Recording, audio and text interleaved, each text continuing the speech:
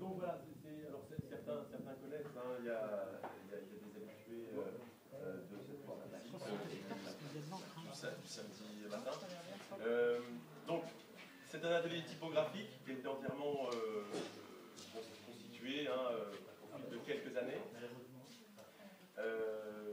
Donc la typographie, pour celles et ceux qui ont oublié leur cours d'histoire d'école primaire, 3, comme CE2 et CM2, on apprend, ça va en classe de 5e. Donc, vous vous rappelez ce que c'est que le Moyen-Âge, à peu près, donc une période de 1000 ans, où quand même la moyenne d'âge la moyenne de vie était assez basse par rapport à celle qu'on connaît actuellement. Donc on vivait pas très vieux, on mangeait pas beaucoup, et surtout on payait des impôts pour enrichir une infime partie de la population. Qui a beaucoup changé. Ça n'a pas changé. Ça a beaucoup changé. Aujourd'hui, on a le choix. Donc, celui qu'on a, on l'a choisi. Pas moi, mais vous. Et en fait, j'arrive à la typographie très naturellement. Donc, c'est le triangle, hein, avec la base que nous étions tous quelques paysans. Il y a quelques aristocrates ici, mais je ne les nommerai pas. Voilà. Donc, on alimentait, et ça ne redescendait bien sûr jamais. Donc, les gens mouraient. Et à la fin de cette période longue, aucune solution n'a été trouvée. Mais il y a la première révolution de l'information et de la communication qui arrive, donc vers 1450. C'est le fameux Gutenberg. Voilà, alors, qui, de notre point de vue, de manière très résumée, très schématique et historiquement contestable, mais va commencer à renverser les choses. C'est un premier levier pour le partage du savoir en général. Voilà, la typographie, ce qui nous intéresse beaucoup dans la typographie, c'est ce partage du savoir. Quand on faisait un livre à la plume, ça faisait un livre. Et quand on a commencé à le faire au plomb, on a pu le multiplier en quelques centaines d'exemplaires, quelques milliers, etc. Après, avec l'évolution des matériels d'impression... Le plomb est plus léger que la plume. Le plomb est plus léger que la plume. Oui, mais le plomb de l'imprimerie est plus dangereux que le plomb des fusils. C'est François Ier qui a dit ça. François Ier aimait l'imprimerie. Oui. Mais tous les rois de France ont une imprimerie. Entre autres. Et voilà. Donc voilà, ce qui nous intéresse dans la typographie, c'est cette charge-là. Alors par ailleurs, naturellement, on ne s'est pas emmerdé à suivre les cours de Frédéric Tachot, etc., parce que c'est un sacré numéro, évitez-le. Et compagnie, simplement pour le symbole, parce qu'ici, tout n'est pas symbole, on travaille vraiment. L'intérêt de la typographie, c'est aussi le fait de tenir le langage dans ses mains. Voilà. Et quand on travaille avec des enfants, par exemple, le fait d'avoir des mots constitués de lettres, c'est tout bête, hein, vous avez passé une semaine à ce genre de jeu, la chasse, la largeur du caractère E n'est pas la même que celle du M. On joue et les lettres ont vraiment du poids, comme les jeux Ouipien le proposent. Et quand le langage tient en main, des enfants qui ont des difficultés peuvent trouver du sens au langage, qui est une chose parfaitement conceptuelle.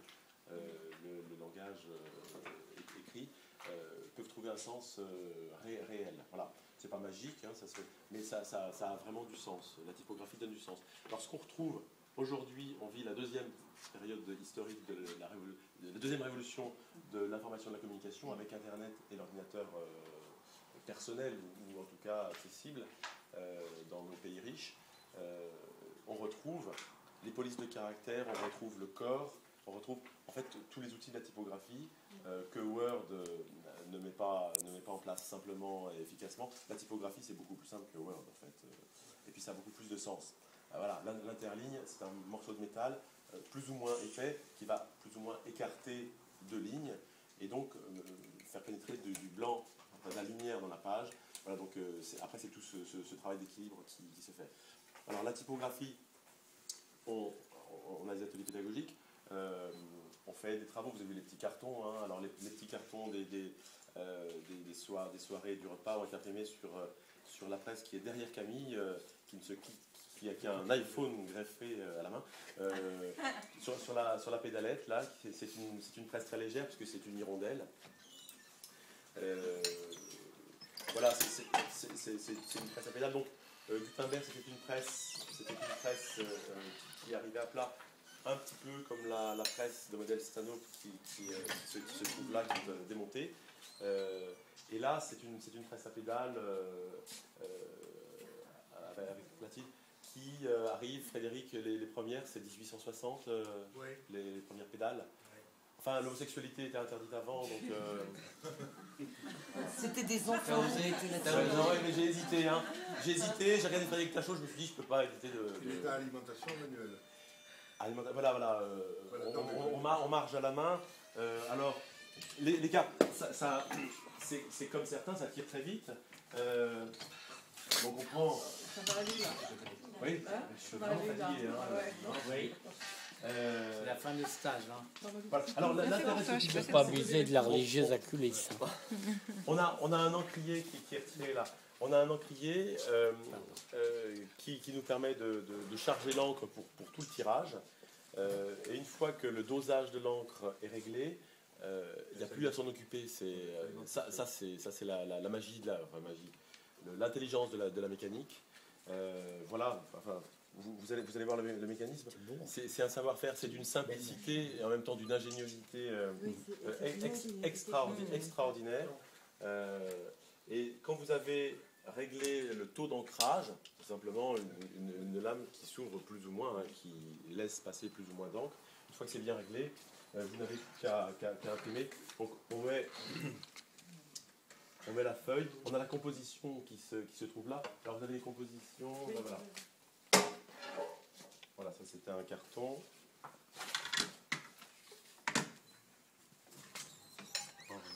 Certains d'entre vous en ont peut-être vu des petites presses comme celle-ci. Il y en avait sur les grands boulevards à Paris. Alors les gens allaient au ciné, ils commandaient leur carte de visite, c'est des petits formats. Et les types, pendant la séance de cinéma, tac, ils se tapaient 3-4 cartes de visite.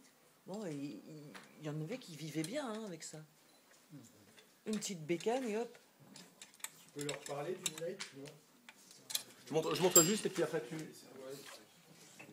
faut leur montrer autre chose. Voilà. Donc, après, tout est actionné par le moteur à pédale, donc énergie renouvelable. Voilà, on imprime, on remet.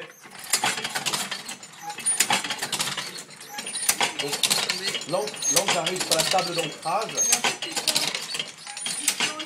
Le carton à chaque fois, il n'y a pas la pile. Voilà, tu as une pile de carton, tu mets, tu reprends, tu remets, tu reprends, tu remets, tu reprends, tu remets, voilà. Mais la place du carton n'a pas d'importance parce que Si. il y a un... Là, on a... Ah oui, un peu, d'accord. Voilà. Oui, il y a Et on se froisse pas les doigts là? un taquet, oui. On a le droit. Et après, on joue au ping-pong. Non mais c'est dangereux. Voilà. Non, c'est pas dangereux parce qu'elle est actionnée à la main, qu'il n'y a pas une grosse inertie, c'est une petite presse. La turbelin qui est derrière a plus d'inertie, donc c'est un peu plus dangereux. Mais en même temps, quand on n'est pas trop libre et que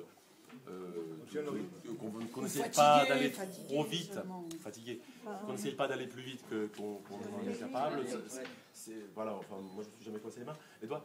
En revanche, les presses après ont été bien sûr motorisées, un moteur, une courroie, et on peut remplacer l'énergie humaine par l'énergie électrique. Là, c'est plus délicat puisque c'est pas nous qui donnons l'impulsion.